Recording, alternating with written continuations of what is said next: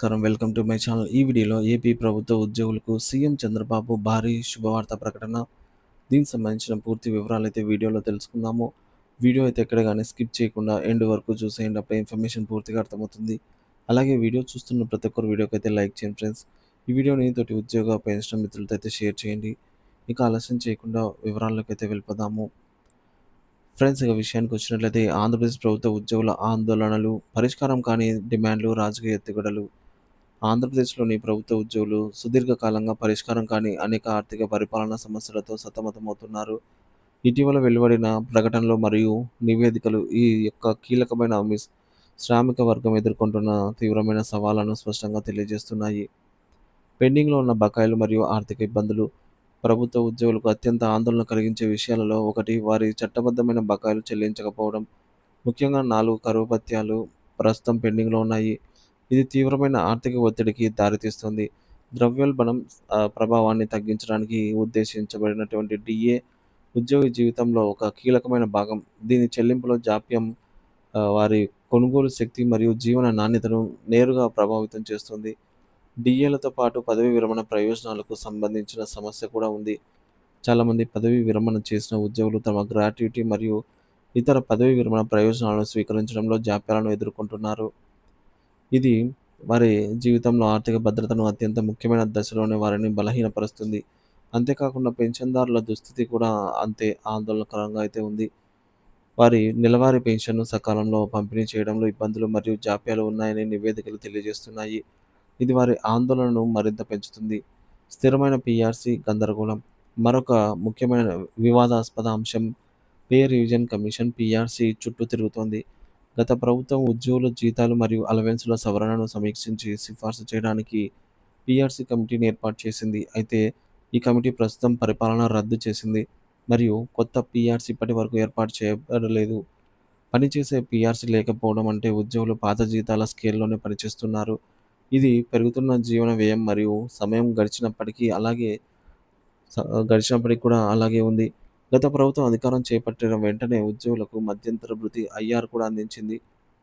ఇది పీఆర్సీ ప్రక్రియ జరుగుతున్నప్పుడు కొంత ఆర్థిక ఉపశమనం అందించడానికి ఒక తాత్కాలిక చర్య. అయితే ప్రస్తుత ప్రభుత్వం ఈ మర్యాదను పాటించలేదు. ఇది ఉద్యోగుల ఆర్థిక కష్టాలను మరింత తీవ్రతరం చేసింది.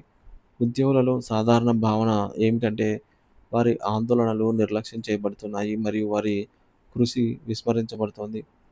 చంద్రబాబు నాయుడు జోక్యం మరియు ప్రభుత్వ స్పందన. ఉద్యోగులలో అసంతృప్తి పెరుగుతున్న నేపథ్యంలో మాజీ ముఖ్యమంత్రి చంద్రబాబు నాయుడు ఈ సమస్యలను పరిష్కరించడానికి చొరవ తీసుకుంటున్నారని, ప్రభుత్వ ఉద్యోగుల సమస్యలను పరిష్కరించడానికి నడుం బిగించారని నివేదికలు సూచిస్తున్నాయి. రాబోయే ఎన్నికలకు ముందు గణనీయమైన ఓటు బ్యాంకును మద్దతును కూడగట్టుకోవడానికి ఈ రాజకీయ అడుగు ఉద్దేశించబడింది. పెరుగుతున్న ఒత్తిడికి ప్రతిస్పందనగా మరియు బహుశా రాజకీయ కథనాన్ని ఎదుర్కోవడానికి ప్రభుత్వం లేదా అధికార పక్షం ఇటీవల ఉద్యోగ సంఘాలతో చర్చలు జరపాలని తన ప్రణాళికను ప్రకటించింది. అక్టోబర్ 5వ తేదీ నుండి ఉద్యోగ సంఘాలతో సమావేశాలు ఉంటాయని తెలియజేయబడింది. ఈ సమావేశాల ఎజెండాలో పీఆర్సీ ఫిట్మెంట్ మరియు పెండింగ్లో ఉన్న డీఏల గురించి చర్చలు ఉంటాయి. ఈ కీలక సమస్యలను చర్చించి వాటిని దశల వారీగా అమలు చేయడానికి చర్యలు తీసుకోవాలని ప్రభుత్వం తన ఉద్దేశాన్ని ప్రకటించింది. సంభావ్య రాజకీయ వ్యూహాలు మరియు ఊహాగానాలు. ప్రస్తుత ప్రకటన ఆశలు రేకెత్తించినప్పటికీ దాని నిజమైన ఉద్దేశాలు మరియు సమస్యల పరిష్కారానికి సంబంధించిన కాల పరిమితిపై అంతర్లీనంగా సందేహం మరియు ఊహాగానాలు ఉన్నాయి. దీపావళి వంటి ముఖ్యమైన పండుగల సమయంలో డీఏ బకాయిలను క్లియర్ చేయడం ద్వారా ఒక సానుకూల వాతావరణాన్ని సృష్టించడానికి ప్రభుత్వం ప్రయత్నించవచ్చని పరిశీలకులు సూచిస్తున్నారు. అయితే పీఆర్సీ వంటి మరింత కీలకమైనటువంటి సమస్య ఒక దీర్ఘకాల ప్రక్రియగా కనిపిస్తోంది. డీఏలను క్లియర్ చేసి పీఆర్సీ ప్రక్రియను ఎప్పుడు ప్రారంభించినప్పటికీ పీఆర్సీ కమిటీ ఏర్పాటు చేసి దాని సిఫార్సులను అమలు చేయడానికి మరొక 6-12 నెలల సమయం వరకు పట్టవచ్చు అని ఊహాగానాలు ఉన్నాయి.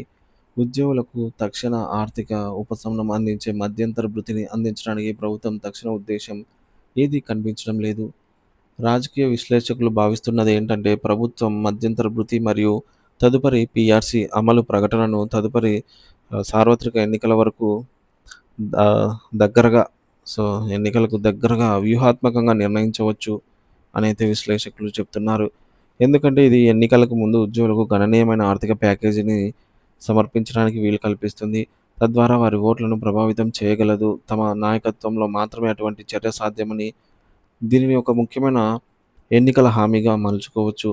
ప్రత్యామ్నాయ ఎన్నికలకు సుమారు 6 నెలల ముందు పీఆర్సీని ఏర్పాటు చేసి ఎన్నికల ప్రచార సమయంలో పెరిగిన జీతాలు మరియు ప్రయోజనాల ప్రకటన చేయవచ్చు.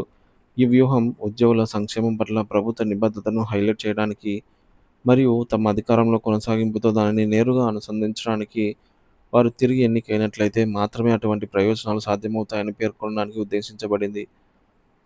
ప్రభుత్వ ఉద్యోగుల ప్రయోజనాలకు సంబంధించి రాజకీయ హామీలు మరియు చర్యల చరిత్రను బట్టి ఎన్నికల ప్రయోజనాలు పెంచుకోవడానికి ఉద్దేశించినటువంటి రాజకీయ కదలికలు ఆశ్చర్యకరమైనవేమీ కాదు.